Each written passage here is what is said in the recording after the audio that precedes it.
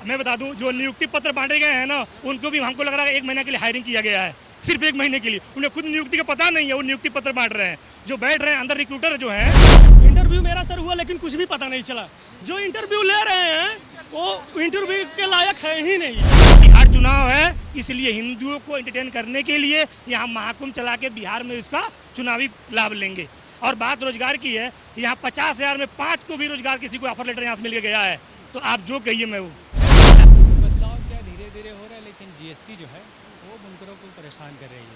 अभी धागा लेते हैं उस पर जीएसटी है, तो जब जीएसटी लगेगी तो उस पर रेट कॉस्ट बढ़ेगा, और जब कॉस्ट बढ़ेगा तो जाहिर सी बात है अगला बंदा कहेगा रेट ज़्यादा हो रहा है। अगर मैं अपनी बात करूं तो क्योंकि मैं खुद एक उस व्यवस्था का हिस्सा हूं, तो मुझे उस व्यवस्था का हिस्सा बनने के लिए अपने आप को उस तरह से ढालना पड़ेगा। ऋषि मुनि होते हैं, यहाँ पर भी रोजगार को एक साथ लाया गया है। भिन्न भिन्न क्षेत्र के अलग अलग विदेश और डोमेस्टिक यानी कि अगर स्वदेशी कंपनियां आकर यहाँ पर इंटरव्यू कर रही हैं, तो उस तरह से इसको महाकुंभ नाम देना मेरे हिसाब से तो बहुत गुरुदेव लाठी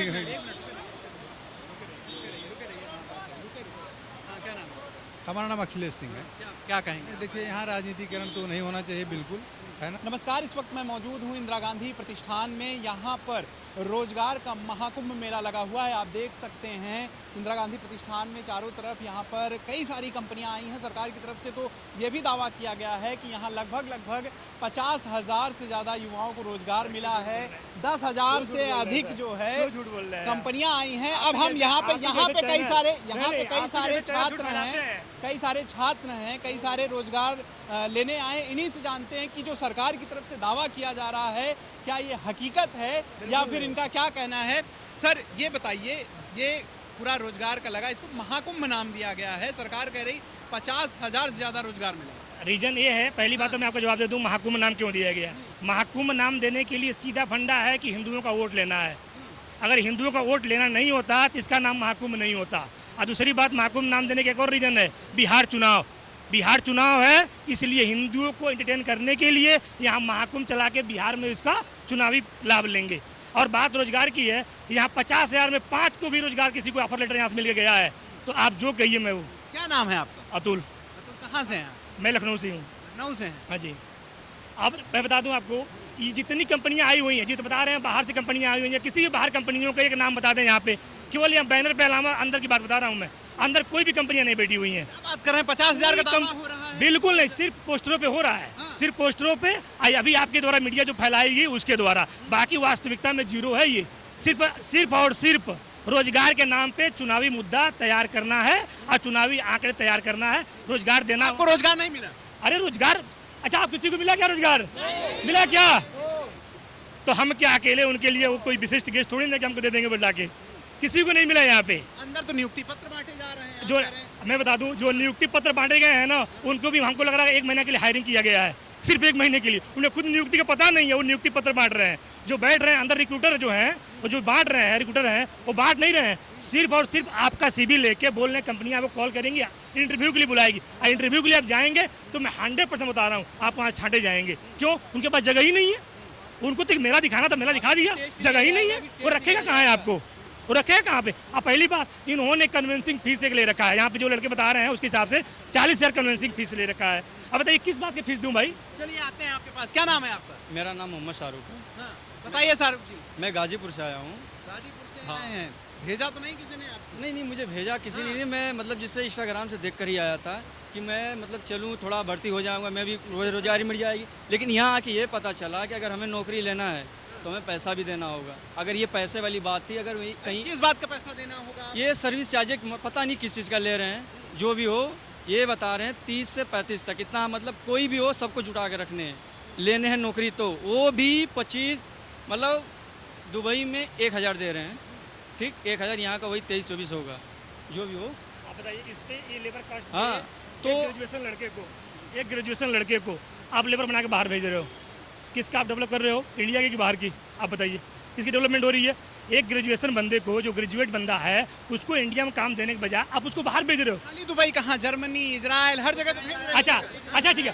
अच्छा ठीक है, दुबई में सुनिए, दुबई में लेबर भेज रहे हैं और जर्मनी में यहाँ से IAS बना के भेज रहे हैं, है ना? आपके कहने मतलब यही कि जर्मनी में यहाँ से IAS बन के जा रहे हैं और दुबई में लेबर जा रहे हैं। अरे भाई, सब जगह लेबर ही जा रहे हैं यहाँ से, कोई यहाँ से IAS बन के नहीं जा रहा है।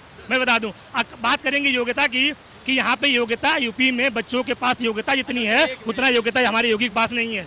मैं बता दूं आपको। योग्यता यूपी अच्छा, एक मिनट, एक बार एक बोर्ड पे कर दीजिए। देखिए कितने सारी विदेश की कंपनियां हैं, एक भी यहाँ पे एक भी बाहर की कंपनी है। सिर्फ आइए दुबई की कंपनियां हैं, किसी का भी मतलब समझ लीजिए एक ओर से मान्य हारण कर रहे, मतलब किसी के मन का कोई सैलरी नहीं मिल रहा है यहाँ। अच्छा ये बताओ कहाँ कहाँ भेज रही, क्या नाम है आपका? मेरा नाम संजय कुमार है जी सर। मैं जौनपुर से हूँ जौनपुर से आए जी। जर्मनी वगैरह कुछ भी कोई कंपनी है, फर्जी जुमलेबाजी है, यहाँ पे कुछ भी नहीं है, ऐसी कोई बात नहीं है। यहाँ पे कल 11 बजे रात को पुलिस प्रशासन ने डंडे मार मार के बच्चों को रोड पे भेज रही थी। क्या यहाँ की ऐसी व्यवस्था है? बताइए, इस तरीके से व्यवहार किया जाता है बच्चों को जी। आपको योगी में रहना है, पहले तो योगी को योगी कहना है, नहीं, रोजगार ऐसी नहीं। क्यों देखिए बताइए, अच्छा बताइए कांवड़ यात्रा हुआ कि नहीं हुआ? हुआ ना जी। तो आप यही लीजिए ना, क्योंकि नहीं, यहाँ का नहीं युवा तो करना उसी है पे वोट कर रहा है ना। ना। यहाँ के युवा बेरोजगार कई गुना बढ़ गया है, कर रहा है ना। कई गुना बेरोजगारी बढ़ गई है। बोल रहे थे वादा किए थे हटाएंगे, क्या हटाएं? कुछ भी नहीं हटाए। जिस दिन युवा ये तय कर लिया और रोजगार बात करने लगा, उस दिन ये न मोदी यहाँ पे बैठेंगे न योगी यहाँ बैठेंगे, उस दिन यहाँ इनकी विदाई होगी। ये जो युवा समझ नहीं रहा है। क्या ये बताइए कि इंटरव्यू हुआ आपका? इंटरव्यू मेरा सर हुआ, लेकिन कुछ भी पता नहीं चला। जो इंटरव्यू ले रहे हैं वो इंटरव्यू के लायक है ही नहीं। सीधी सी बात यह है, अगर उनको पूछ लिया जाए तो उनको अच्छी तरह से कंपनी के बारे में नॉलेज ही नहीं है। डॉक्यूमेंट खाली वेरीफाई कर ले रहे हैं, रख ले रहे हैं और कुछ भी नहीं कर रहे हैं। भेज दे रहे हैं, रिज्यूम वगैरह लेकर के भेज दे रहे हैं। दावा तो किया जा रहा है, क्या नाम है आपका? स्वयं प्रकाश, कहाँ से आए? कानपुर। कानपुर से आए। नौकरी मिल गई? क्यों? किसी से आप पूछ लीजिए, किसी भी लड़कियों को नौकरी से कोई खुश नहीं, किसी को नौकरी नहीं मिला, सब यहाँ से निराशा होकर जा रहे हैं। सबका आने जाने का कहाँ से आए हैं आप? मैं आजमगढ़ से आया हूँ, मेरा नाम साहिल यादव। धर्मेंद्र यादव तो नहीं भेजे हैं? मुझे धर्मेंद्र जी तो नहीं भेजे हैं? मुझे कोई भी राजनीतिक पार्टी ने, सरकार तो करीब 50 मैं यहाँ पे आया था सिर्फ एक जॉब लेने के लिए आया था, जबकि मुझे यहाँ पे सिर्फ योगी जी हाय हाय हाय हाय हाय। जी क्या नाम है? हमारा नाम अखिलेश सिंह है। अरे गुरुदेव लाठी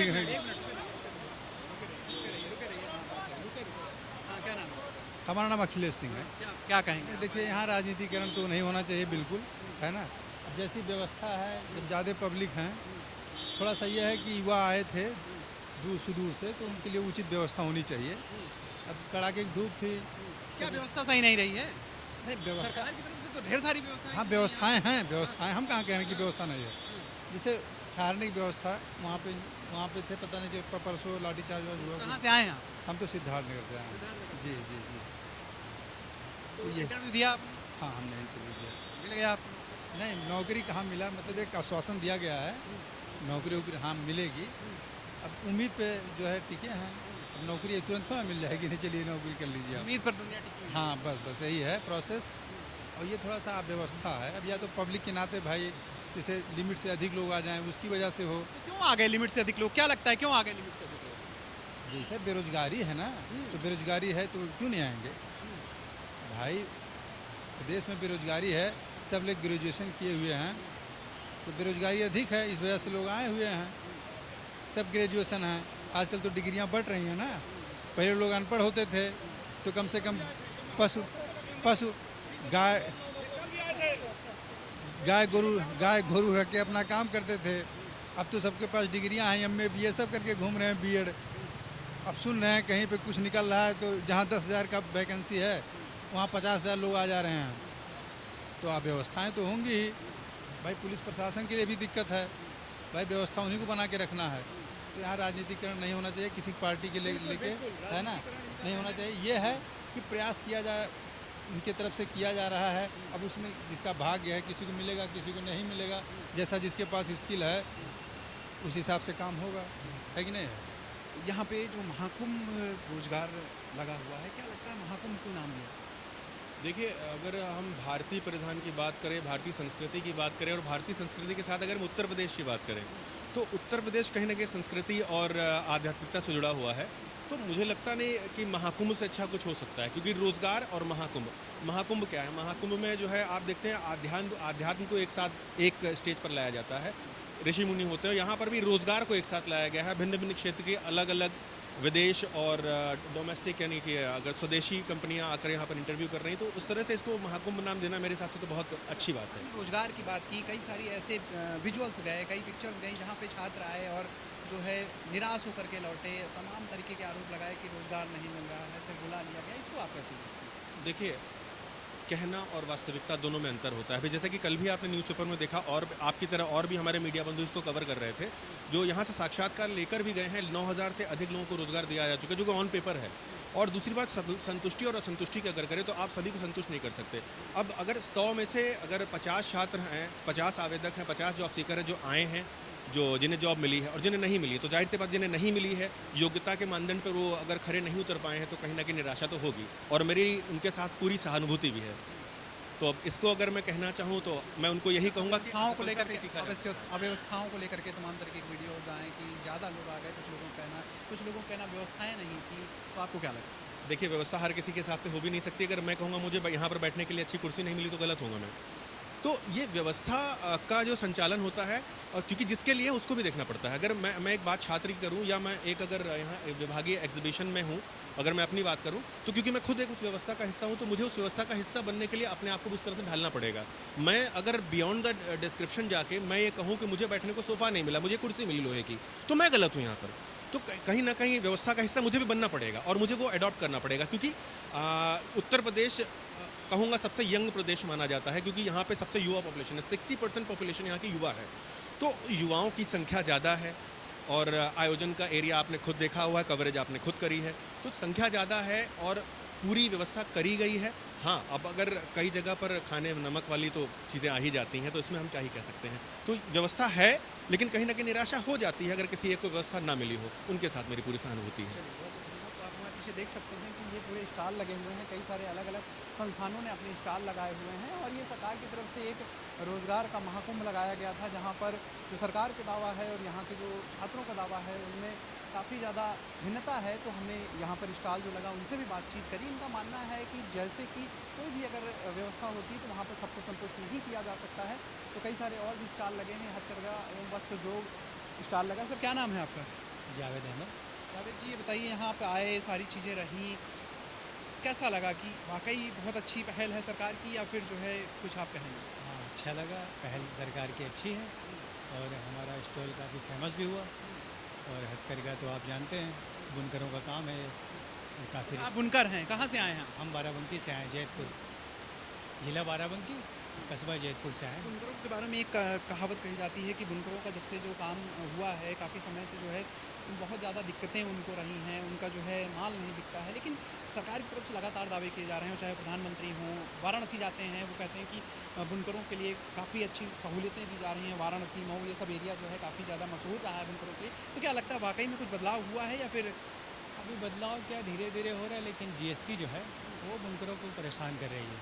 अभी धागा लेते हैं उस पर जीएसटी है, तो जब जीएसटी लगेगी तो उस पर रेट कॉस्ट बढ़ेगा, और जब कॉस्ट बढ़ेगा तो जाहिर सी बात है अगला बंदा कहेगा रेट ज़्यादा हो रहे हैं आपके। जीएसटी लगने के जो नुकसान बताए जाते हैं, विपक्ष की तरफ से लगातार आरोप लगाए जाते हैं कि जीएसटी को लेकर के प्रधानमंत्री का भी बयान आया है कि जो है नया दीपावली के साथ जो है चेंजेस करेंगे।